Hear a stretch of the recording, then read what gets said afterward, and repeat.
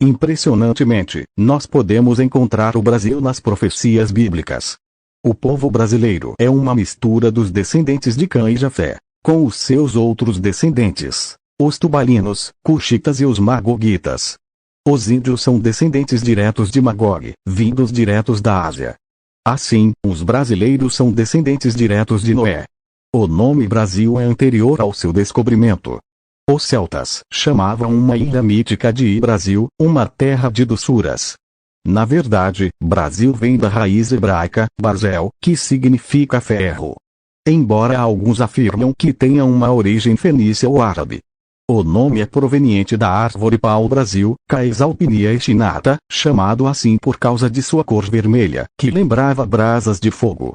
A origem derivada da madeira já era defendida na época colonial, onde cronistas da importância de João de Barros, Frei Vicente do Salvador e Pero de Magalhães Gandavo apresentaram explicações concordantes acerca da origem do nome Brasil, que deriva de pau-brasil pau-ferro, pau-tinta ou barzel, a designação de um tipo de madeira, de cor vermelho-alaranjada, que lembra a ferrugem e brasas de fogo, empregada na tinturaria de tecidos. Também presente na língua hebraica, devido à semelhança fonética entre Brasil e o vocábulo hebraico barzel, que significa ferro. Na época, a madeira dessa árvore era também conhecida como madeira judaica. Foi um judeu chamado Barzilai que deu esse nome à madeira, pois muitos judeus vieram para a América na época de Pedro Álvares Cabral. Na verdade, Barzilai é um nome que significa filho do desprezo, feito de ferro. Um Barzilai mencionado na Bíblia em 2 Samuel 21 era pai de filhos que Saul tomara. Porém tomou o rei os 2 filhos de Rispa, filha de Aiá, que tinha tido de Saul, a saber, a Armone e a Mefibosete, como também os 5 filhos de Merab, filha de Saul, que tivera de Abriel, filho de Barzilai, Miolatita.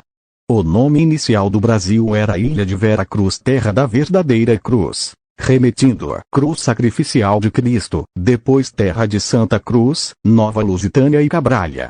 Os habitantes naturais do Brasil são denominados brasileiros, cujo gentílico é registrado em português a partir de 1706, que se referia inicialmente apenas aos que comercializavam pau-brasil. Entretanto, foi apenas em 1824, na primeira Constituição brasileira, que o gentílico brasileiro passou legalmente a designar as pessoas naturais do Brasil. Há ainda a possibilidade do uso de outros gentílicos como brasiliano, brasílico, brasílio e brasiliense, esse último também atribuído aos habitantes de Brasília, para designar os naturais do Brasil. Existe uma teoria contraditória que afirma que os fenícios haviam estado no Brasil nos tempos de Salomão. Afirma-se que o Brasil era a terra de Ofir, e que eles haviam estado na Amazônia.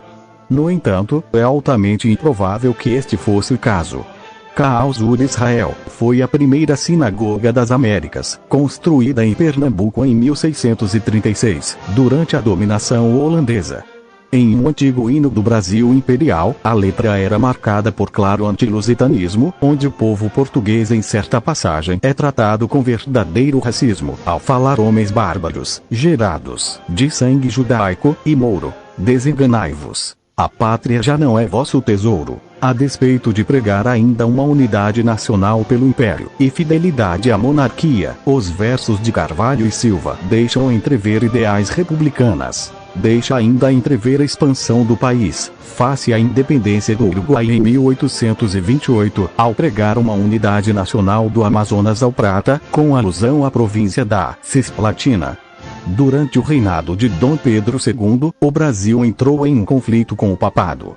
A questão religiosa foi um conflito ocorrido no Brasil na década de 1870 que, tendo iniciado como um enfrentamento entre a Igreja Católica e a maçonaria, acabou se tornando uma grave questão de Estado.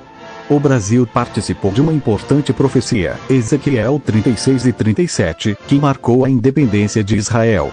O Brasil foi o país que mais pressionou a ONU na criação de um Estado judeu. Também é importante notar que o Brasil possuía a 9ª maior quantidade de judeus do mundo. Israel tem um carinho tão grande pelo Brasil, que existem lugares em homenagem a Oswaldo Aranha, que ajudou na formação de Israel.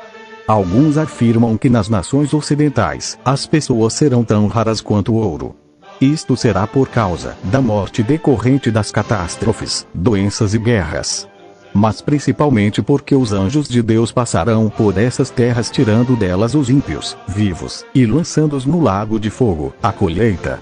A população diminuirá ainda mais, depois que os anjos passarem por essas terras, porque muitos dos que sobrarem irão retornar às suas pátrias de origem. O Brasil é um forte aliado da terra que Deus prometeu a Abraão, e talvez o mais sionista. O Brasil parece estar caminhando para uma teocracia cristã. Esperamos que Deus tenha misericórdia do Brasil e do povo brasileiro. Conclusão: o Brasil está na Bíblia.